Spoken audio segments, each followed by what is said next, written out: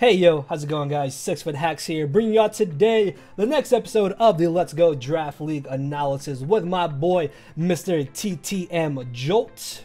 How's it going, folks? So, as always, if you may have missed the previous episode that was uploaded on Jolt's channel, definitely go check that out if you may have missed it. Also, subscribe to his channel if you guys do not want to miss a single episode. For today's episode, we're going to be doing a very cool mon, and that is going to be Mr. Alolan Sandslash. So if you guys are excited for this, hit that thumbs up button down below and let us know in the comment section what mon you would like us to analyze next. And with that being said, I will let my boy Jolt here take it away. Yeah, so let's talk a little bit about Alolan Sandslash. It's a pretty interesting mon, and I think honestly it's kind of become one of the stronger setup sweepers in the Let's Go metagame, especially compared to where it was in like Ultra Sun and Moon, where you really didn't see it that often. If you did see it, it was just going to be on like a Hail team partnered with something like Alolan Ninetales. But it actually does fill some pretty interesting roles here in the Let's Go metagame. We'll talk about that a little bit more as we go. But let's look at its stats first of all. It does have a base 75 HP, 100 attack.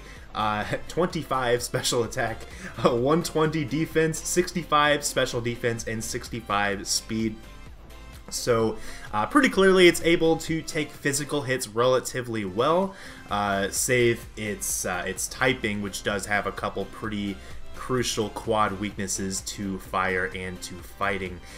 But even so, it's able to take those physical hits relatively well if it needs to. The base HP stat 75, not amazing, but it is high enough to where it will be able to switch into those things pretty well. Also, having that steel typing does kind of give it more of a natural bulk to it, I guess. Just because it does have the poison immunity, it's able to switch into a variety of different types of attacks that most Pokemon would not be able to switch into. So, pretty good defensively, but also offensively with the base 100 attack. That does make it a pretty potent offensive threat.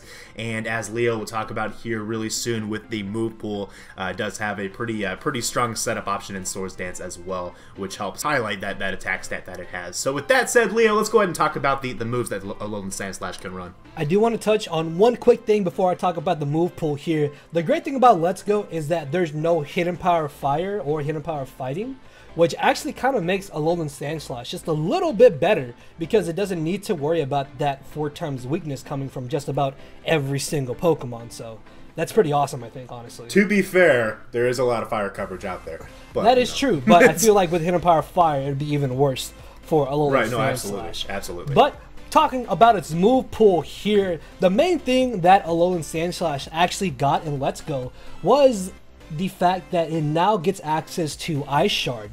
And that's actually really good in a metagame where chip damage is so important. Swords Dance plus a priority move, in general, a physical priority move I should say, is really good in general because once things are chipped down low enough, if your opponent gives you that free turn to Swords Dance, Alolan Sandslash can actually just be a sweeper on its own right. It still has some decent coverage as well. It gets Earthquake, it gets Rock Slide, even Poison Jab and Neck Scissor could come in handy in certain matchups as well. Of course, it gets the kind of the bland standard moves like Substitute and Toxic, so that can always be an option as well. Unfortunately, it does not necessarily get the best type of physical steel type stab move. Its best steel type stab move is Iron Tail, which of course does have a 25% chance to miss.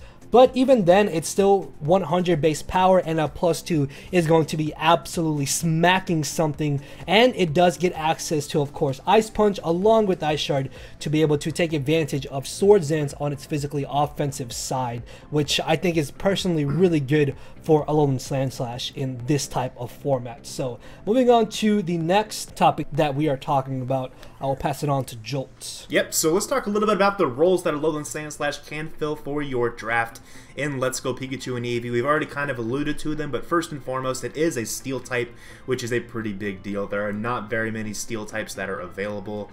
Just off the top of my head, there's stuff like Melmetal, which is going to commonly be banned, Alolan Dugtrio, which won't be banned, but it's not exactly a great Steel type in the sense that it doesn't really want to switch into a lot of different things. And then there's Alolan Sandslash off the top of my head. I think that might be it, besides Magneton. I think that's all the Steel types. So there's really not very many to choose from, quite honestly. So Alolan Sandslash being one of those Steel types definitely gives it a lot of merit. Toxic Spam is a pretty viable strategy, I feel, in this type of metagame, because there are such a limited number of steel types that can easily switch into moves like that. So being able to kind of fill that niche as being a toxic immunity is definitely nice, as well as just having all the other perks that a steel type normally would have. But in addition to that, it is an excellent setup sweeper, as Leo has already mentioned. Having access to Swords Dance and Ice Shard makes it a huge threat in the late game, as well as having that bulk that it needs to be able to set up a Swords Dance relatively easily against a large amount of Pokemon.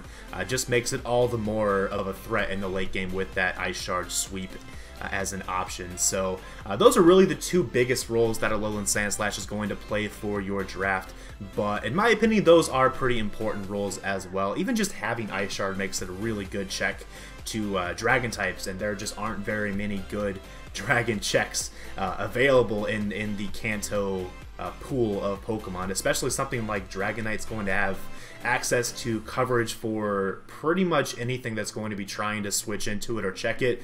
Fortunately, Alolan Sandslash, while it's going to be weak to the fire coverage, can immediately check it with its Ice Shard. So definitely a big merit for Alolan Sandslash there for sure. But with that said, let's go ahead and talk a little bit about the checks and counters. Leo. So the cool thing about Alolan Sandslash is that it doesn't necessarily have too many checks and counters, but at the same time, the things that can check it and counter it pretty much do it very, very well. For example, the best counters for Alolan Sandslash are easily bulky waters like Blastoise, Poliwrath, and the Slowbros.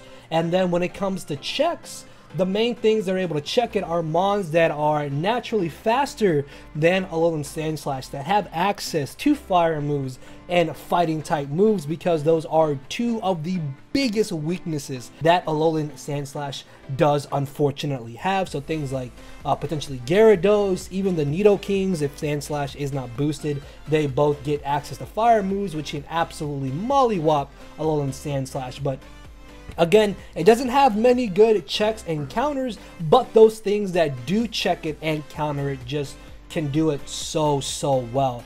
And we're going to go ahead and move on to our last topic here, which is where Jolt and I think that Alolan Sandslash should be drafted.